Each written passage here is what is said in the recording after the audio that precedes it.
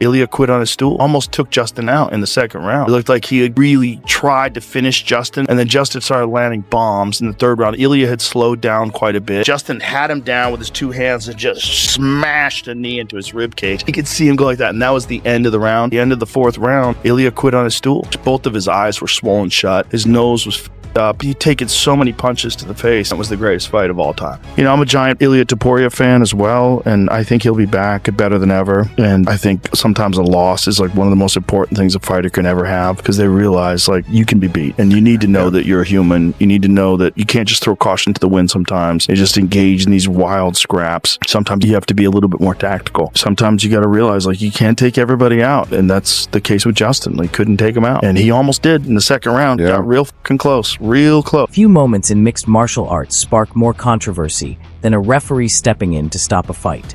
Some fans believe a fighter should be given every opportunity to battle until the very end, arguing that champions deserve the chance to go out on their shield. Others take the opposite view, insisting that a referee's first responsibility is to protect athletes from unnecessary punishment once they can no longer defend themselves intelligently. That debate has once again taken center stage following Ilia Topuria's brutal defeat. In the aftermath of the fight, the MMA community has been deeply divided over whether the contest continued for too long or whether the referee made the correct decision by stepping in when he did. For some, the stoppage came at exactly the right moment, preventing Topuria from absorbing even more unnecessary damage after an exhausting and punishing battle. Others believe the former champion still had enough left to continue and deserved a little more time to fight his way out of trouble.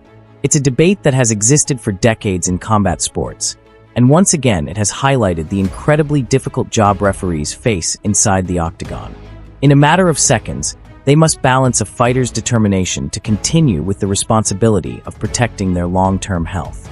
And in a sport where every decision is scrutinized from every possible angle, those split-second judgments often become just as heavily debated as the fight itself. That's when he reacted, and he must have said no more. I mean, he wanted to continue to fight, let the guy go. So he sits in the corner, tells his cornerman he can't see. And then he's got the doctor doing the eye test, and the doctor's saying no. It's like, oh, this fight's fucking over. But then they let him continue. But I don't know who threw in the towel in the fourth. It's almost like Goddard said, the fight's fucking over. No, his brother said we're going to keep fighting, and then he looked into his brother's eyes, and then he waved it off. Ilia literally could have walked off and been champ. If Ilia, when he hit him with that liver shot and Gaethje kind of went down, if he would have walked off, the ref would have stopped that fight. If you get hit with those liver shots and you kind of cramp up, you can't just get up. You kind of just are there for a sec. So if he walked off and Gaethje's just laying there, maybe the ref tries to stand him up or whatever, but... The reason this debate has become so emotional is simple. Fighters almost never want a contest to be stopped. No matter how difficult the situation appears, elite competitors almost always believe they're just one punch, one takedown, or one opening away from completely changing the outcome of a fight. That unwavering belief is part of what separates world-class athletes from everyone else. It's the mindset that drives champions to push through pain, exhaustion, and adversity when most people would have already given up. But it's also what makes a referee's job so incredibly difficult. A fighter's instinct is to keep going. A referee's responsibility is to recognize the moment when continuing is no longer in the fighter's best interest. That's why stoppages remain one of the most debated aspects of mixed martial arts. They force officials to make split-second decisions while balancing a competitor's fighting spirit against the need to protect their long-term health. And when the stakes are as high as they were in Ilia Topuria's fight, those decisions inevitably become a major talking point long after the final bell. I think we just witnessed probably the greatest fight of this year. Ilia Topuria taking on Justin Gaethje. Now I'm gonna start off right here. I was one who picked against Justin Gaethje.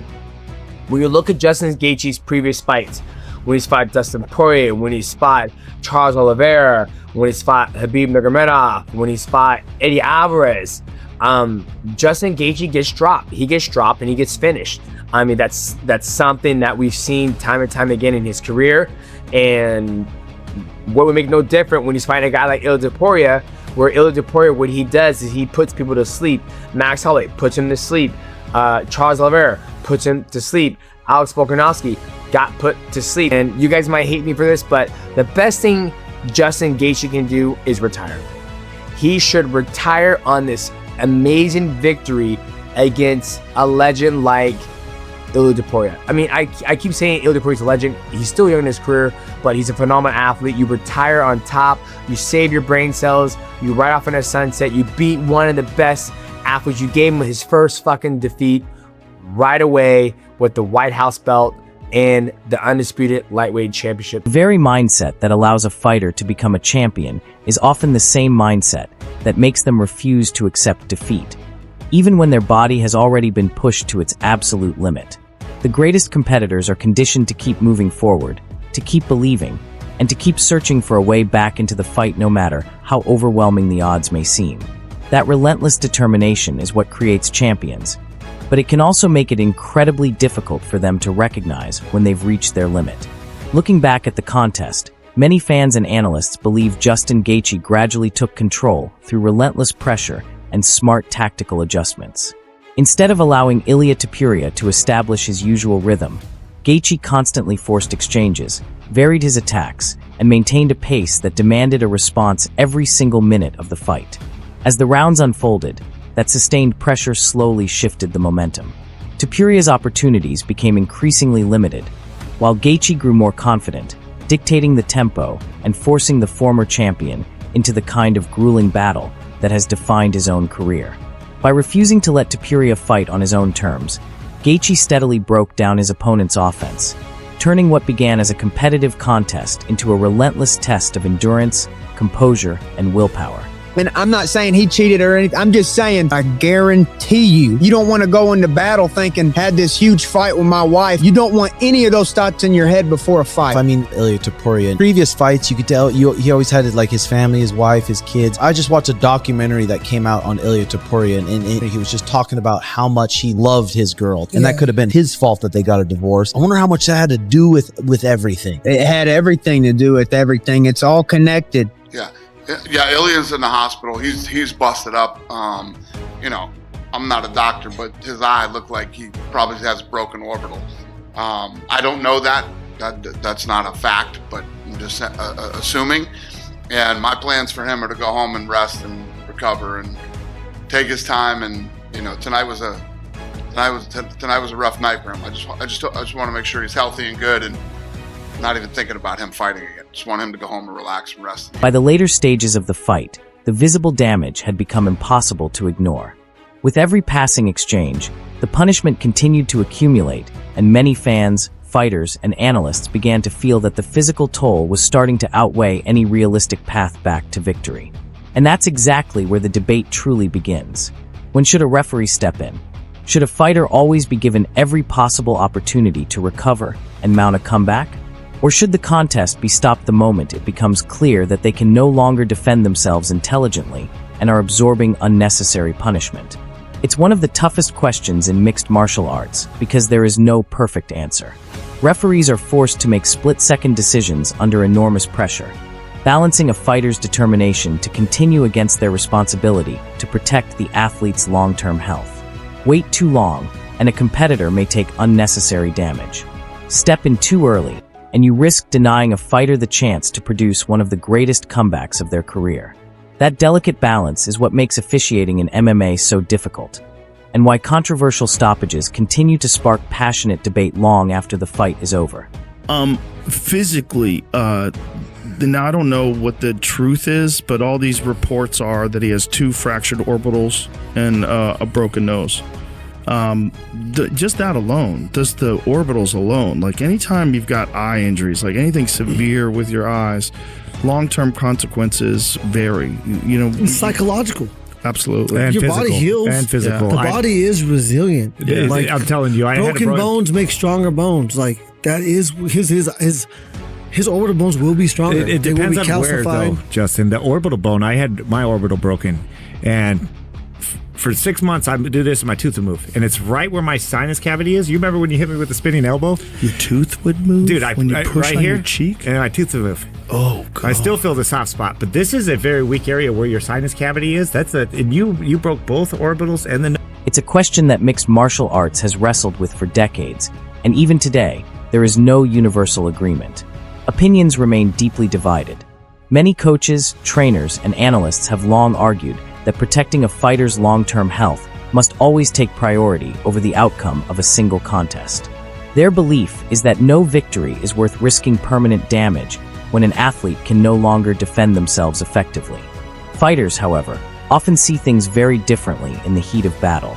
Champions are wired to keep fighting, regardless of the pain or the odds against them. Walking away is rarely an option in their minds, even when their bodies are telling a different story. Yet history has shown that many athletes who initially disagreed with a stoppage later admitted it may have spared them from even more serious injuries. That's why conversations after a brutal fight rarely focus only on who won and who lost. They quickly shift towards something much more important: recovery. After an exhausting and physically punishing contest, the priority becomes allowing the body and mind to heal. Rehabilitation, rest, and rebuilding confidence all become essential parts of the journey before a fighter can even begin thinking about stepping back into the octagon. In many ways, what happens after the fight can be just as important as what happened inside the cage, because the road to recovery often determines how successfully a fighter is able to return and compete at the highest level once again. I knew that was going to happen to him. Walking forward with their hands down on the opening bell, you're going to get walloped. People saying I'm juiced, what a compliment. People saying I got bricks in my fucking gloves, what a compliment. Do you see the picture of the image? There's like rocks in his hands. What a compliment. Have they not watched any of his fights? As ambitious as you are, you can never make everybody happy. No. That's why it's hard to be a champion. Which sucks. The pressure. You know for a fact, you do not ever as a fighter say, I cannot see. It's over. Right. And he was counting on that. He said he had already stated it. He didn't need to say it again. I stopped him twice. That night. There's no doubt about it. Facial injuries, vision issues, and lengthy recoveries don't just impact the body. They also affect timing, preparation, and confidence. That's why rushing back too soon can be a costly mistake, making patience a crucial part of any comeback. Despite the setback, many believe this could become a defining moment in Ilia Topuria's career. MMA history is full of champions who return stronger after painful defeats, using adversity to grow and improve. Now the focus shifts to what's next. Will Topuria face another top contender right away, take extra time to recover, or come back with a new and improved approach? One thing is certain: interest in Topuria hasn't faded. If anything, fans are even more eager to see how he responds. Because in MMA, the greatest comeback stories often begin after the toughest losses.